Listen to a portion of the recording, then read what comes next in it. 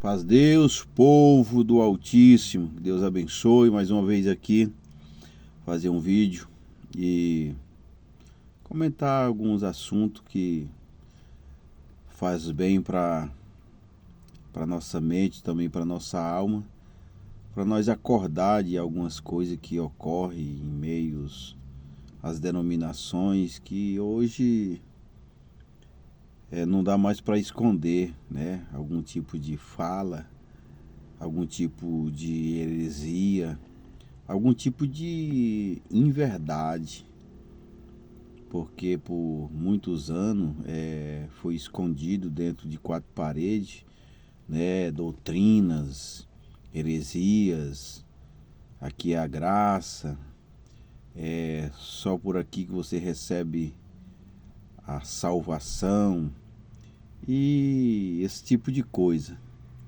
E hoje, com a internet, os meios de comunicação e como as pessoas estão ligadas a esse tipo de comunicação, não dá para esconder mais.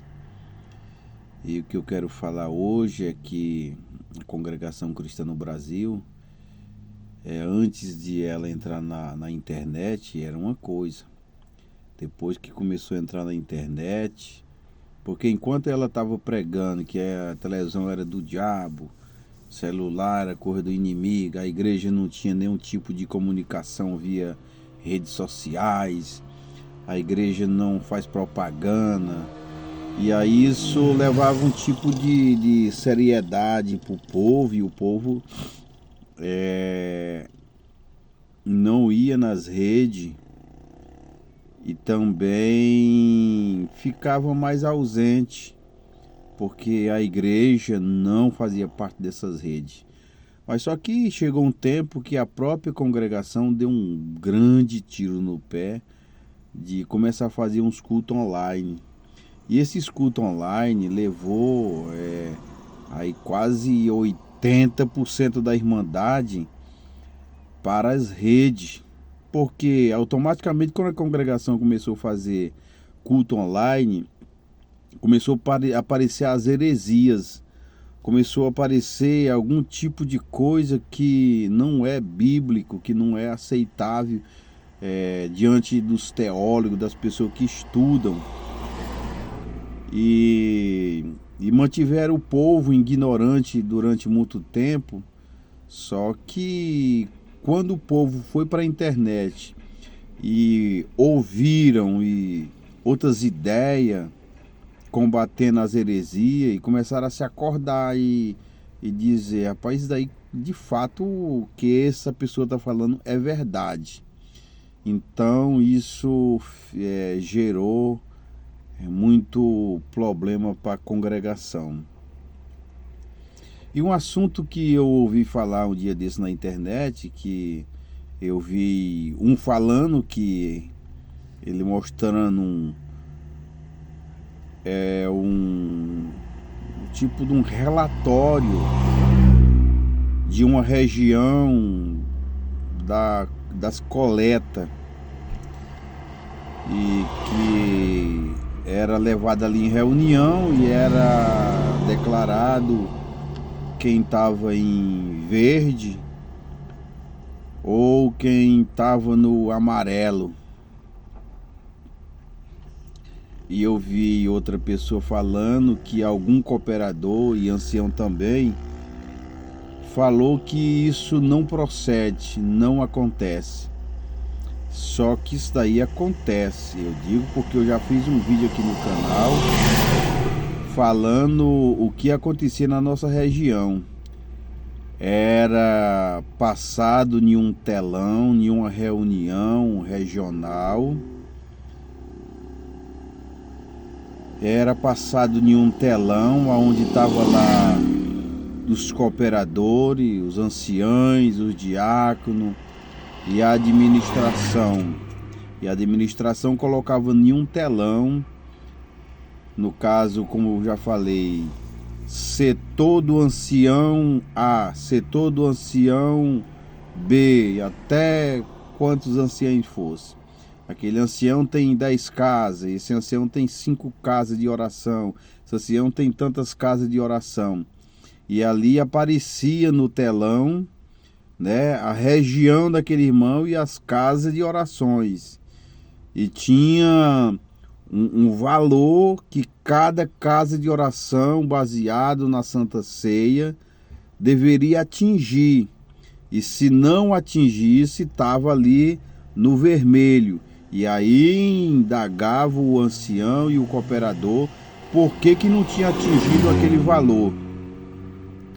E ali perante todos era indagado: ó, igreja fulano de tal, o que aconteceu? E aí quem estava presidindo a reunião, que no caso era provavelmente o ancião mais velho ali no momento, aí ele indagava o cooperador e o ancião daquela região por que não atingiram. E além de você não atingir aquele valor, você era forçado a, no próximo mês, atingir o valor X, e o restante daquele mês que não tinha dado o valor que tinha sido indicado pela administração. E isso daí, cada ancião era pressionado, cada cooperador era pressionado, e provavelmente no primeiro culto, e lá na congregação, todos os cultos, isso é ensinamento, todos os cultos tem que falar de coleta. E aí o cooperador partia para cima da Irmandade, falando de coleta, contando obra de coleta, contando milagre de quem deu coleta, e assim por diante, tinha que atingir. E se o cooperador, no caso, como eu vi muitas vezes, a Irmandade era pobre, não tinha como atingir, o cooperador tirava do próprio bolso e botava na coleta, com medo de o nome dele lá sair no vermelho, que no caso seria a congregação que ele atendia. Então é um terror. E do mesmo jeito é dos batismos. Se numa casa de oração lá também passa desse mesmo, coloca lá o relatório, né, das coletas, coloca os relatórios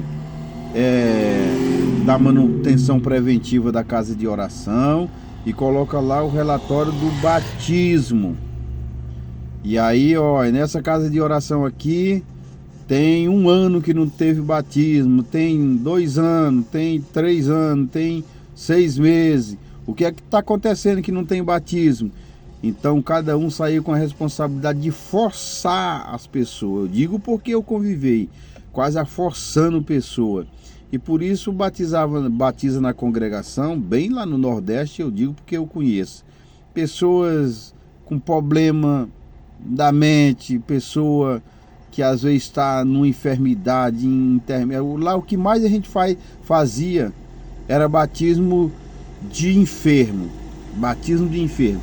Pessoa que estava já acamado, e já estava já com uma doença terminal. Então era pressionada aquela pessoa, né, e era batizado. Mas pessoa mesmo